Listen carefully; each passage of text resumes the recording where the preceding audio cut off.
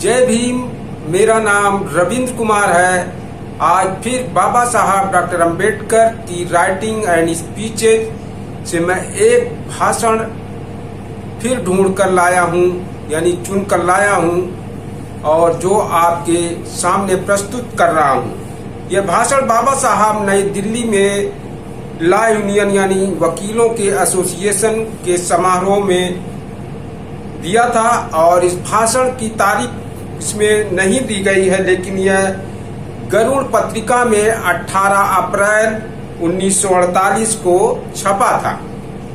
बाबा साहब डॉक्टर अंबेडकर वकीलों के यूनियन थी, उसमें हिंदू संस्कृति के पतन के कारण विषय पर उन्हें बोलना था और उस पर बाबा साहब ने कहा कि प्राचीन हिंदू समाज में भगवान ने कानून बनाया है जैसी कई गलत धारणाएं प्रचलित थी। इसी कारण किसी जमाने में जो हमारा राष्ट्र विकास के शिखर पर था वह प्रगतिशील नहीं रह पाया। धार्मिक कानून के खिलाफ धर्मनिरपेक्ष कानून की लड़ाई यहाँ भी हुई।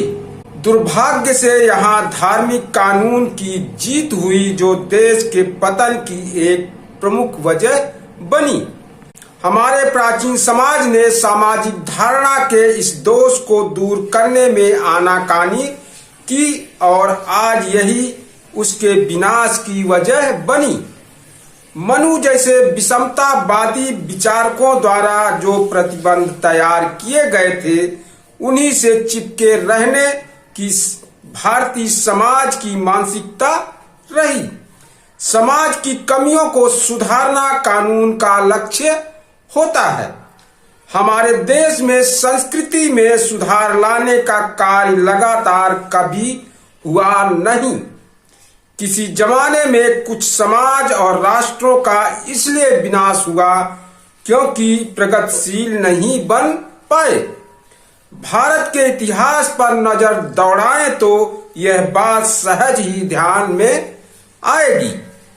आम आदमी सोचता है कि आज की विधानसभा की रचना और कार्य पद्धति को हमने इंग्लैंड से लिया हुआ है, लेकिन अगर कोई हमारे प्राचीन ग्रंथ विनय पिटका पढ़े तो उसका यह भ्रम दूर हो जाएगा। विनय पिटका के अध्ययनकर्ताओं को विधानसभा से संबंधित कुछ नियम पता थे।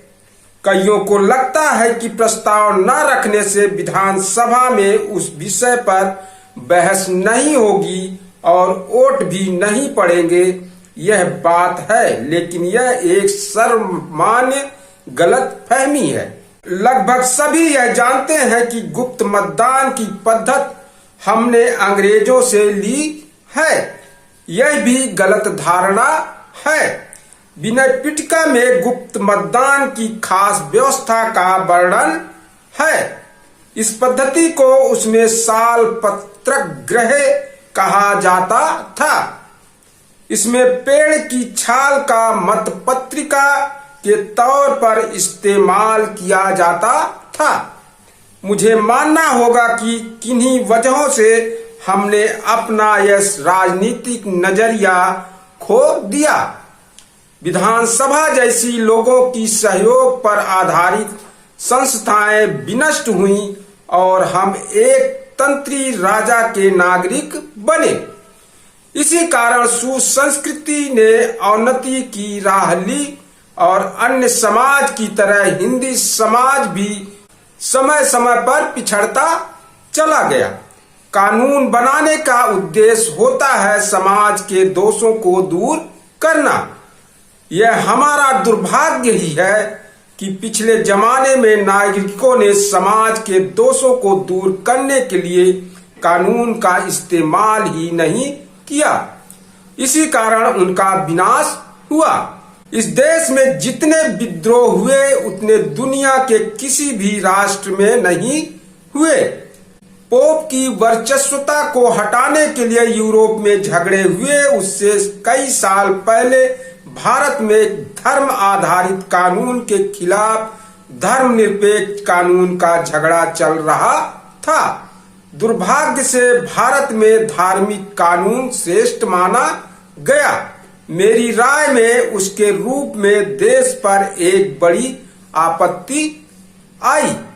उस जमाने के हिंदू समाज के अप्रगतिशील लोगों के बीच कानून में बदलाव नहीं किया जा सकता, यह धारणा रूढ़ हो चुकी थी और मेरी राय में यही धारणा इस विपत्ति के आने की वजह है।